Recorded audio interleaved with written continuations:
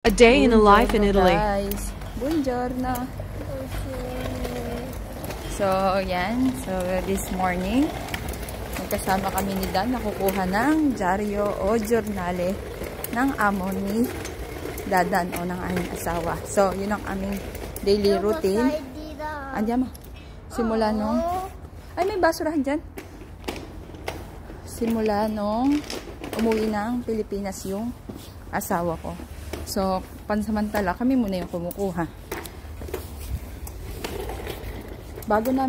Bago ko ihatid si Dan sa school, is dito muna kami pumupunta. So, let's go!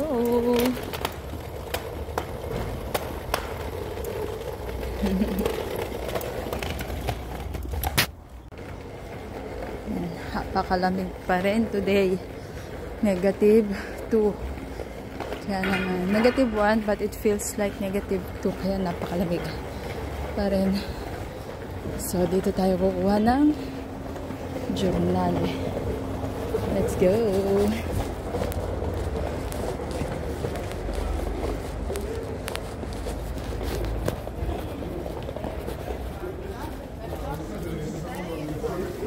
So, ito na yung ating journal na dadalhin sa ating amo. Let's go!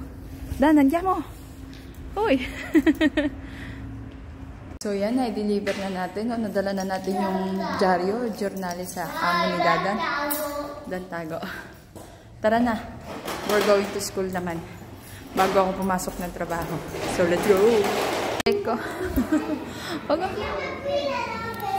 Eko, Dan Police. See! Eko, bravo, Dan. So, yan, naihatid na natin si Dan. Ngayon naman tayo, papasok na tayo ng trabaho. Let's go! Dala ko ang kanyang monopatino.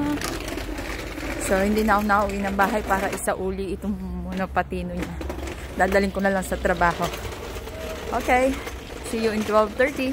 Bye-bye everyone!